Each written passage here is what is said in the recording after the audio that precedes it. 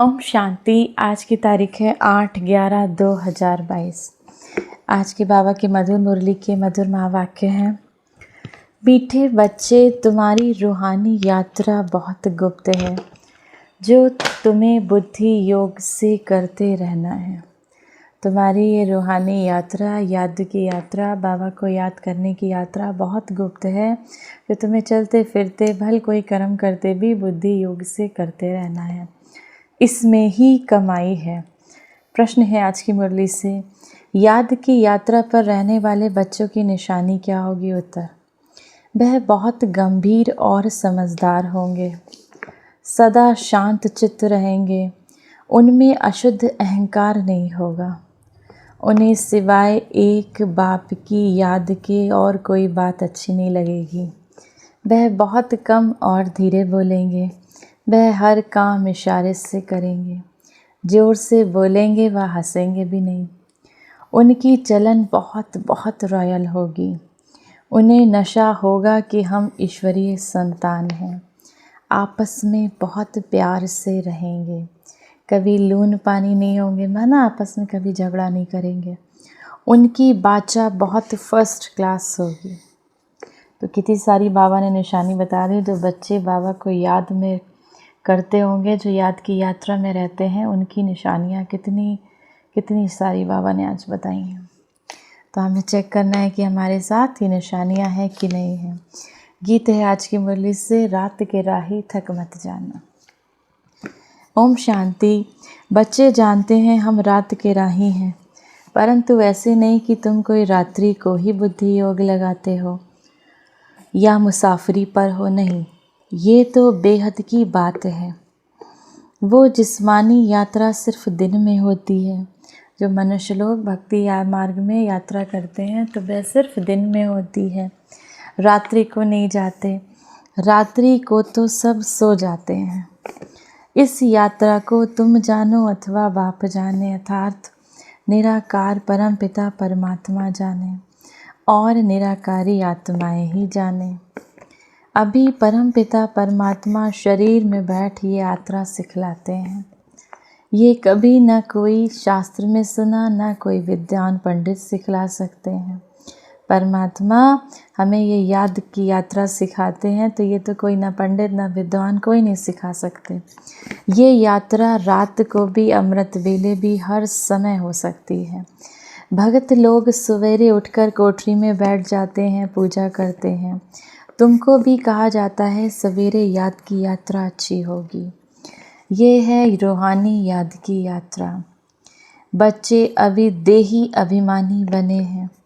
हम आत्मा हैं, ये निश्चय करना भी मासी का घर नहीं। बाबा कहते हैं हम आत्मा हैं, ये निश्चय करना मासी का घर नहीं। माना इतना आसान नहीं है कि मैं आत्मा हूँ, बार बार इस चीज़ का निश्चय करें। घड़ी घड़ी भूल जाते हैं।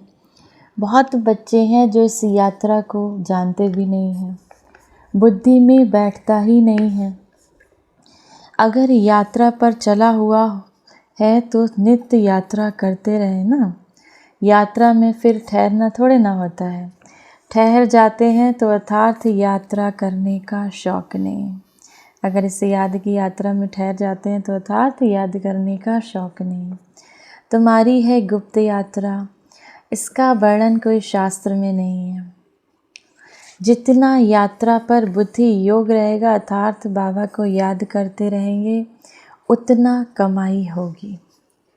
बुद्धि का योग दौड़ी पहनता है बाप के पास। इसमें आत्म अभिमानी बनना है।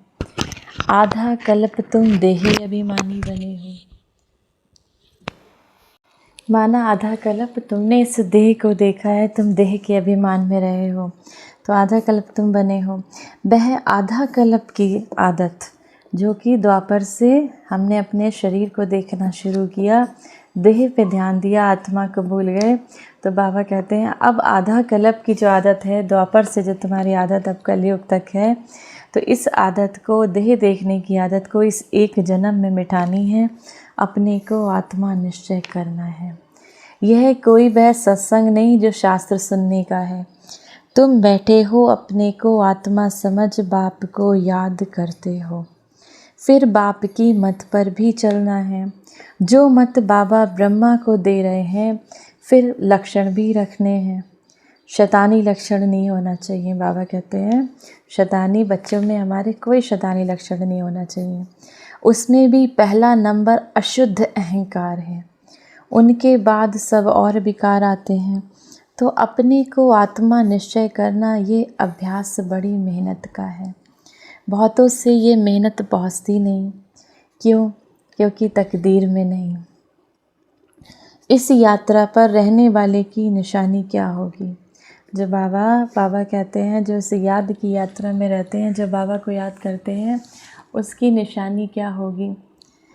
वह बड़े गंभीर और समझदार रहते हैं। एक बाप की याद के सिवाय उनको और कोई बात याद नहीं रहती, और किसी में कोई बात उन्हें दूसरी अच्छी नहीं लगती। शांति तो बहुत लोग पसंद करते हैं। सन्यासी लोग भी एकांत में जाकर जंगल में आदि रहते हैं। सन्यासी भी एकांत में जंगल आदि में जाकर रहते हैं, परंतु वह तत्व अथवा ब्रह्म की याद में रहते हैं। ब्रह्म जिसको तत्व कहा जाता है, जहाँ पर परमात्मा शिव रहते हैं, निराकार भगवान रहते हैं, वो उस ब्रह्म को, उनके रहने के स्थान को याद करते हैं। वह यात्रा तो झूठी है, क्योंकि ब्रह्म अथवा तत्व कोई सर्वशक्तिमान बाप तो है नहीं। आत्माओं का बाप तो है एक निराकार परम पिता परमात्मा शिव, जिसको सब आत्माएं पुकारती हैं। आत्मा ऐसे कब नहीं कहती हे ब्रह्मा बाबा, हे तत्व बाबा, नहीं। आत्मा सदैव कहती है हे परम पिता परमात्मा, उसका नाम चाहिए। ब्रह्म तो महतत्व रहने का स्थान है। बाप कहते हैं ब्रह्म ज्ञानी व ब्रह्म योगी कहना ये ब्रह्म है। कोई ने कह दिया और मान लिया। भक्ति में सब झूठा रास्ता बताते हैं, इसीलिए देही अभिमानी बन नहीं सकते। आत्मा सो परमात्मा कह दिया तो फिर योग किससे लगाएं? बाप कहते हैं ये सब मिथ्या ज्ञान है, अर्थात ज्ञान ही नहीं है। ज्ञान और भक्ति के दो अक्षर आते हैं, आधा कल्प ज्ञान और आधा कल्प भक्ति चलती है। आधा कल्प ज्ञान चलता है और आधा कल्प भक्ति। बाप आकर समझाते हैं कि इन शास्त्र आदि में भक्ति का ही वर्णन है, ज्ञान अलग चीज़ है। आधा कल्प ज्ञान सतयुग त्रेता दिन, आधा कल्प भक्ति यानी रात द्वापर कलयुग। आधा कल्प ज्ञान यानी सतयुग त्रेता दिन, आधा कल्प भक्ति यानी रात द्वापर और कलयुग। ऐसी सहज बातें भी विद्वान आचार्य नहीं जानते, बिल्कुल ताकत नहीं रही है। तुम कहते हो परमपिता परमात्मा हमको पढ़ाते हैं। लोग तो कहते हैं परमात्मा सर्वव्यापी है, पढ़ाएंगे कैसे? बहुत माथा मारना पड़ता है। एक बच्ची ने समाचार लिखा। एक सेठ ने प्रश्न पूछा, तुम शास्त्र पढ़ी हो? उसने कहा परमात्मा ने हमको शास्त्रों का सार समझाया है, हमारा दूसरा कोई गुरु है नहीं। तो वह अपनी ठीक तीक करने लगा कि शास्त्र ज़रूर पढ़ना चाहिए, ये करना चाहिए। वह सुनती रही। बाबा यहाँ पर एक बात कहते हैं, एक सेठ से एक बच्ची ने पूछा कि तुम शास्त्र पढ़ी? सेठ ने प्रश्न पूछा तुम शास्त्र पढ़ी हो? उसने कहा परमात्मा ने तो हमें सारे शास्त्रों का ज्ञान सुनाया है। बाबा की बच्ची ने कहा हमारा तो दूसरा कोई गुरु नहीं। तो वह अपनी, बाबा कहते हैं, तिक करने लगा कि शास्त्र पढ़ना ज़रूर चाहिए या ये करना चाहिए। वह सुनती रही, परंतु बड़े आदमी को समझाने की हिम्मत चाहिए, कहना चाहिए कि ये ठीक है, वेद शास्त्र पढ़ना है, परंतु भगवानुवाच इन्हें पढ़ने से मेरे साथ कोई मिल नहीं सकते। कोई, बाबा कहते हैं, भगवान के वाच हैं, भले तुम कितना शास्त्र पढ़ो लेकिन मेरे साथ मिल नहीं सकते, मुक्ति जीवन मुक्ति पा नहीं सकते। पहली बात ये समझानी चाहिए परम पिता परमात्मा के साथ आपका क्या संबंध है। भले आप नगर सेठ हो, सिर्फ एक बात आपसे पूछते हैं, देखना चाहिए क्या जवाब देते हैं, क्योंकि बाप को सब भूल गए हैं तो पहले परिचय देना पड़े। परंतु बच्चे ऐसी ऐसी बातें भूल जाते हैं, श्रीमत पर चलते नहीं। पहले श्रीमत कहती है मुझे याद करो, एक मुझे याद करो, 1 घंटा आधा घंटा सिर्फ याद ज़रूर करो। कई बच्चे सारा दिन में 5 मिनट भी बाबा को याद नहीं करते। इन सब लक्षणों से पता चल जाता है। अगर याद करते तो चलन बड़ी रॉयल होनी चाहिए। बच्चों ने राजाओं को कब देखा नहीं। ये बाबा का रथ तो बहुत अनुभवी है। ब्रह्मा बाबा तो बहुत अनुभवी थे, सबको जानते हैं। कोई जेवर आदि लेने होंगे तो महाराजा आएगा, सिर्फ हाथ लगाया और गए, फिर पोटली आपे ही बात करेंगे। तो उनको कितना दबदबा रहता है। तुम गुप्त हो परंतु बड़ा रॉयल्टी से चलना चाहिए, बिल्कुल थोड़ा बोलना चाहिए। बाबा हमको आज बहुत अच्छी अच्छी शिक्षा दे रहे हैं। वो हमारा शिक्षक भी है, गुरु भी है, सतगुरु भी है, हमारी माँ भी है, हमारा पिता भी है। हर रूप में बाबा हमको शिक्षा देते हैं। तो बाबा आज हमको समझा रहे हैं बिल्कुल थोड़ा बोलना चाहिए। क्यों?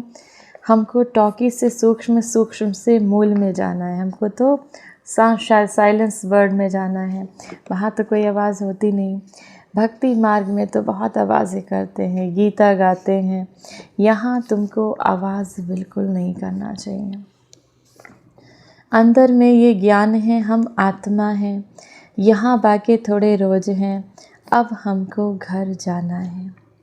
शिव बाबा कितना थोड़ा बोलते हैं, सिर्फ इशारा देते हैं, मुझे और बरसे को याद करो। टॉक नोएबल, कुछ भी बुरा ना बोलो। सी नोएबल, कुछ बुरा ना देखो।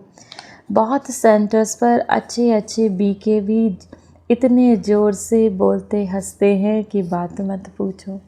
तो बाबा इसमें हमेशा समझाते रहते हैं, यहाँ तुम्हारा कितना लब चाहिए, बाबा से कितना प्यार चाहिए।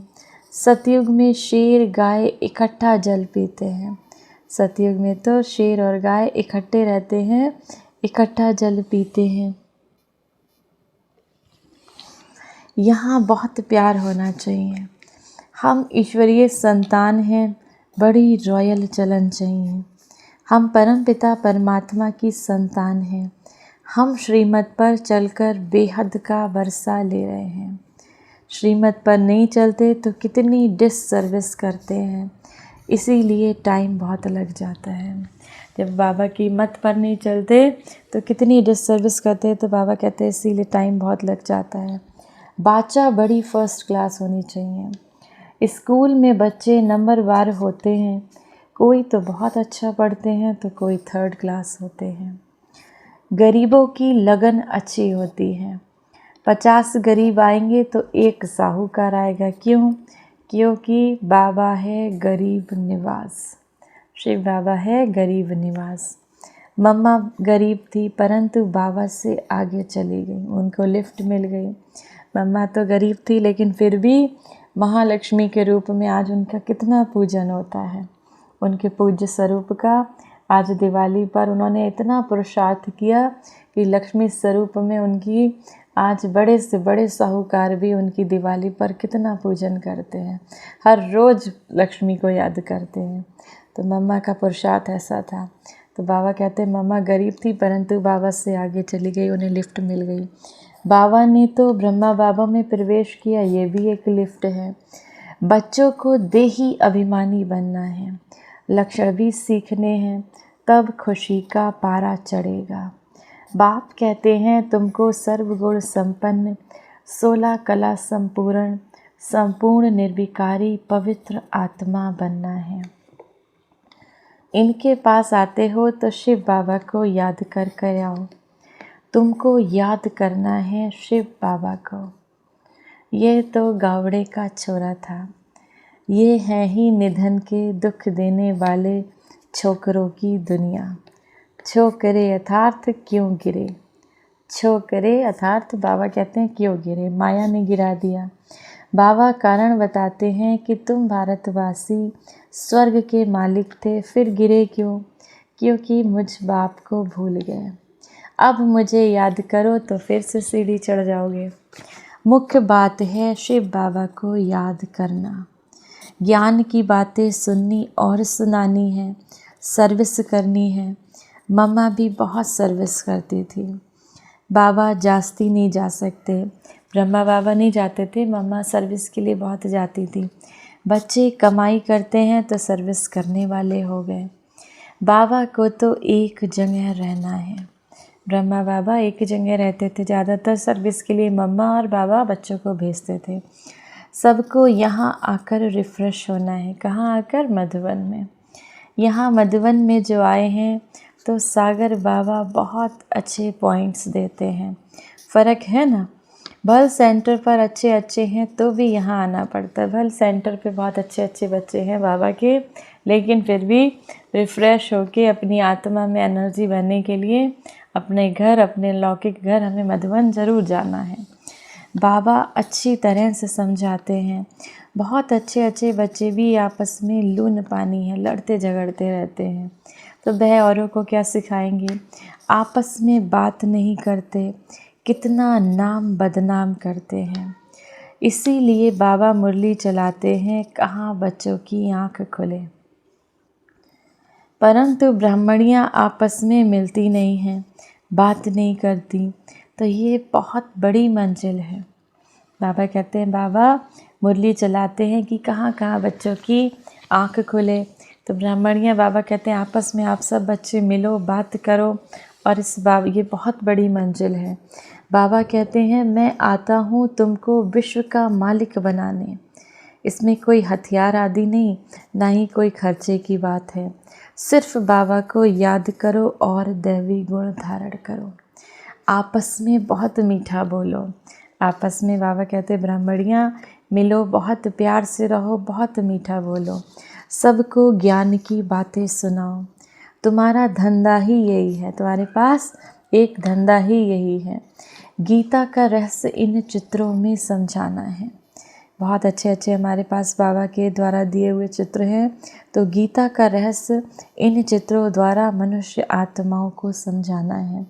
वह भक्ति के गीत गाते हैं कि हे पतित पावन आकर पावन बनाओ। तो गीता के भगवान ने आकर पावन बनाया है। गीता का भगवान शिव बाबा, उसने आकर हम सब आत्माओं को पावन बनाया है। तुम जानते हो गीता का भगवान हमको फिर से नर से नारायण, मनुष्य से देवता बना रहे हैं। परंतु अपने में गुण तो देखो। कोई कोई को झूठ तो जैसे नंबर 1 धर्म है। बाबा कहते कोई कोई तो झूठ जैसे उनका धर्म बन गया है। तुम बच्चों को बिल्कुल भी दुख नहीं देना चाहिए। किसी को दुख देते हो तो जानवर से भी बदतर हो गए। मुख से कुछ कहते हो, आपस में लून पानी होते रहते हो, तो भी बहुत डिससर्विस करते हो। इसको ही माया का ग्रहण कहा जाता है। कोई पर ग्रहचारी बैठती है तो गिलानी करने लग पड़ते हैं। बाबा कहते हैं कोई पर ग्रहचारी बैठती है तो बाबा की गिलानी करवाने लगते हैं। ऐसे कर्म करते हैं अपने चलन द्वारा, वाणी द्वारा बाबा की गिलानी कराते हैं। किसकी ग्रहचारी थोड़े समय तक चलती है, किसकी अंत तक भी नहीं उतरती। तो बच्चों को सर्विस में लगा रहना चाहिए। बाबा सर्विस बगैर हम रह नहीं सकते। हमको कहाँ भेजो, जो सर्विस ही नहीं जानते तो उनको बाबा थोड़े अलाउ करेंगे। देखेंगे इनको सर्विस का शौक़ है, कहते हैं बाबा हमको फ़लाना सर्विस का शौक़ है, तो बाबा भेज देते हैं। सर्विस बगैर क्या पद पाएंगे। तुम्हारी सर्विस ही है मनुष्य से देवता बनाना। पूछना ही ये है कि परम पिता परमात्मा से तुम्हारा क्या संबंध है। बाबा ने कुरुक्षेत्र वालों को डायरेक्शन दिए हैं कि बड़े बड़े बोर्ड लगा दो, मेले में ये पोस्टर ज़रूर लगा दो, तो सबका विचार चलेगा कि ये ठीक पूछते हैं। ये बड़ी अच्छी बात है। वहाँ पंडे लोग ऐसे हैं जो माथा खराब कर देते हैं। देखा गया है तीर्थों पर बहुत सर्विस नहीं हो सकती। बहुत से हैं समझ भी जाते हैं, कहते हैं हम अगर ये ज्ञान समझाने लग पड़े तो हमारी कमाई चट हो जाएगी। बाबा कहते हैं तीर्थों आदि पर भी बहुत सर्विस करते हैं, लेकिन कोई कोई हैं तो तुरंत समझ जाते, कोई कोई तो समझ नहीं पाते। तो बाबा कहते हैं इतने सब फॉलोअर्स कहेंगे ये बीके पर आशिक हुआ। तो वो कहते हैं अगर हम ये ज्ञान समझाने लगे तो बहुत से सन्यासी, साधु सन्यासी की समझ में भी आ जाता है ज्ञान, तो अब उनके फॉलोअर्स बने हुए हैं। तो वो कहते हैं हम इन फॉलोअर्स के ज़रिए जो कमाई कर रहे हैं तो वो हमारी कमाई सारी ख़त्म हो जाएगी। तो वो कह देंगे कि बीके ने, तो बाबा कहते वो ये कहेंगे, फॉलोअर्स कहेंगे ये बीके के आशिक हुए। इसमें बड़ी समझ और दूरदर्शी चाहिए। बलिहारी है शिव बाबा की, उनकी श्रीमत पर चलना है। एक शिव बाबा की श्रीमत पर चलते रहना है। ज्ञान में बड़ी अच्छी बड़ी तीखी बुद्धि चाहिए। श्रीमत पर चलना चाहिए। बहुतों को अहंकार आ जाता है, मेरे जैसा कोई है नहीं। कोई तो ऐसे बुद्धू हैं कि समझते हैं कि ब्रह्मा भी क्या है, जैसे हम जिज्ञासु हैं वैसे ब्रह्मा भी जिज्ञासु है। कोई तो ब्रह्मा बाबा को कुछ नहीं समझते। तो कोई पॉइंट में हम तीखे हैं, कोई पॉइंट करके ब्रह्मा तीखा जाएगा। अरे मम्मा बाबा तो ज़रूर सबसे तीखे होंगे। और बाबा कहते हैं मम्मा बाबा तो ज़रूर सबसे तीखे होंगे, तभी तो नंबर 1 पार्ट उनको मिला लक्ष्मी नारायण का। हम उन्हों का सामना क्यों करते हैं? बहुतों को अहंकार आ जाता है। बाबा कहते हैं रात के राही थक मत जाओ, ये बंदर पना छोड़ दो, नहीं तो फिर सजाएं खाएंगे। दैवी गुण धारण करने हैं। किसको भी कभी उल्टी मत नहीं देनी चाहिए, उनका बुद्धि योग टूट पड़े। बाबा कहते हैं किसी को भी ऐसी उल्टी मत दो जिससे कि उनका बुद्धि योग टूट पड़े। धूतियाँ उल्टी मत देती हैं, यह भी शास्त्रों में है ना। राम है एक, बाकी सब हैं सीताएं।